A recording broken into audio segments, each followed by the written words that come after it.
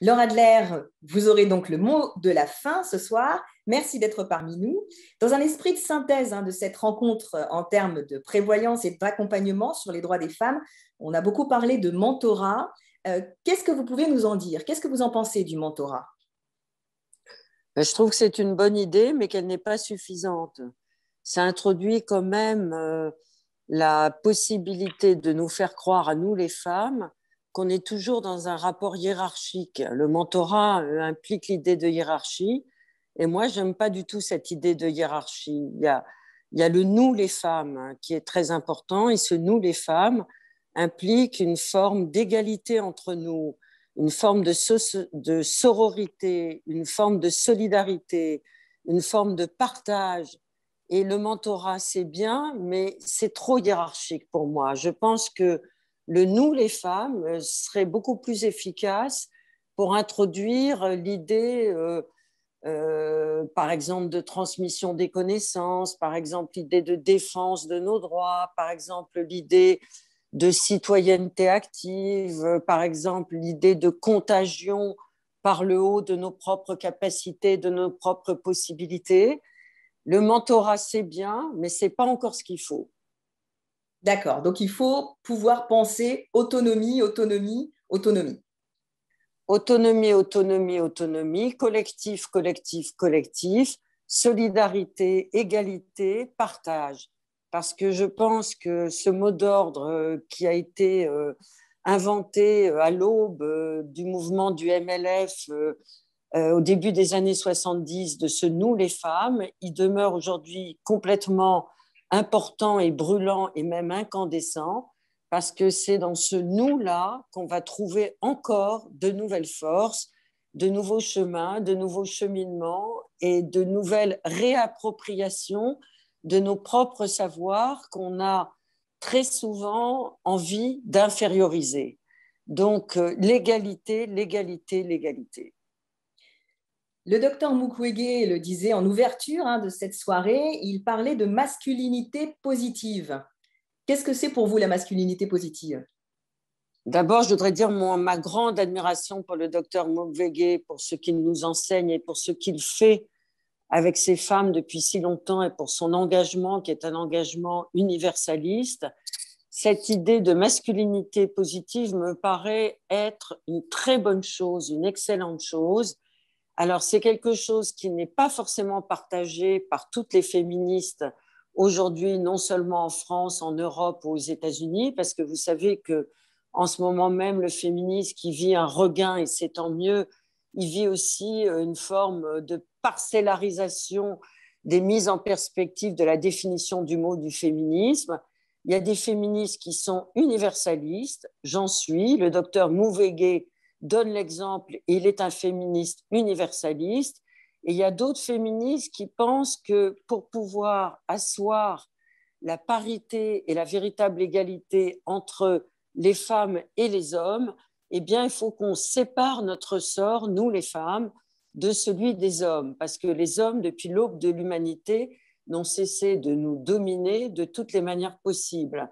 Et donc, cette lutte, disent certaines féministes, ne peut passer que par une séparation des sexes. Je ne le pense pas.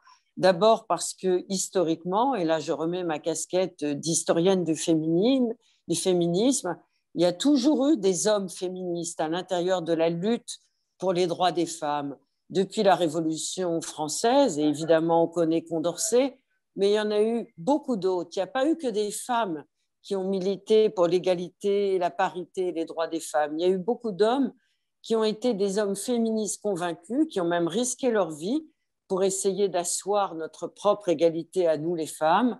Et je pense personnellement, et je ne suis pas la seule, que la véritable égalité entre les femmes et les hommes ne pourra avoir lieu non pas dans une guerre vis-à-vis des hommes, mais dans une possibilité de compréhension des hommes de leur propre domination, si j'ose dire, sui generis.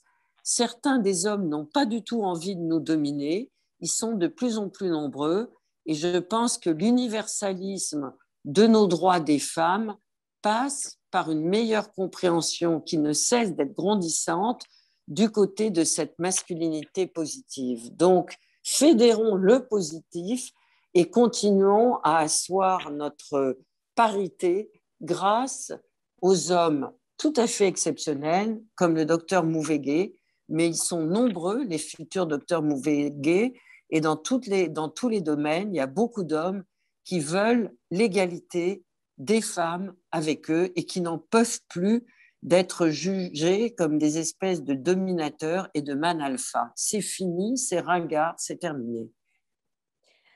Alors, c'est à vous que revient l'honneur de conclure cette soirée. Chère Madame Laure Adler, votre conclusion.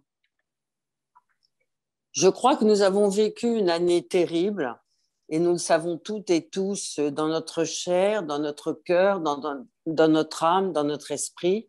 Nous sommes très nombreuses et très nombreux à avoir perdu quelqu'un de notre famille, un aîné ou quelqu'un parmi notre cercle d'amitié. En tout cas, hélas, moi, ça m'est arrivé dans les deux cercles. Et je pense que parallèlement à cette introspection forcée de notre propre appartenance au monde, nous avons aussi acquis des biens intérieurs, une possibilité de réflexion, une possibilité de solidarité plus forte et plus sincère qu'autrefois. Nous nous sommes rendus compte de l'interdépendance du monde, nous nous sommes rendus compte de notre fragilité et de celle et de ceux qui nous entourent. Et cela nous a donné la force dans les épreuves que nous avons traversées. Je crois aussi que par rapport aux droits des femmes, puisque aux femmes n'est donnée qu'une seule journée, mais nous pouvons décider que tous les jours, c'est la journée de la femme et pas seulement le 8 mars, eh bien, cette année écoulée a été une année très, très, très importante dans tous les continents, dans toutes les classes sociales et parmi toutes les générations. Et cette prise de conscience ne cesse de s'agrandir et de se renforcer. Et je crois que, aussi bien dans la féminisation du corps politique, aussi bien dans le courage dont ont fait preuve les infirmières, les aides-soignantes, les femmes médecins, pour pouvoir aider les autres, et aussi dans de nombreux corps de la société, les femmes ont montré non pas seulement une égalité avec les hommes dans leurs compétences et dans leur savoir-faire, mais une espèce d'altruisme qui les dépasse et qui fait que je pense que ce continent féminin, il est de plus en plus actif, qu'il y a de plus en plus de jeunes femmes qui naissent au monde vers l'âge de 15, 16, 17 ans en étant naturellement féministes et que ce lien entre les générations va nous permettre d'aller encore plus loin que les années écoulées. Et moi, je crois que si le retard a été très long à combler, je pense que les disparités ne s'effacent pas, hélas, mais qu'elles sont de plus en plus criantes, de moins en moins acceptables, et que de cette révolte qui viendra des deux sexes, je pense qu'en tout cas en France, nous commençons à arriver à un état de possibilité d'une égalité qui va devenir le seul mode vital, le seul mode compréhensible et vital d'une appartenance au monde partagé de manière équilibrée. Merci beaucoup Laure Adler d'avoir clôturé cette soirée.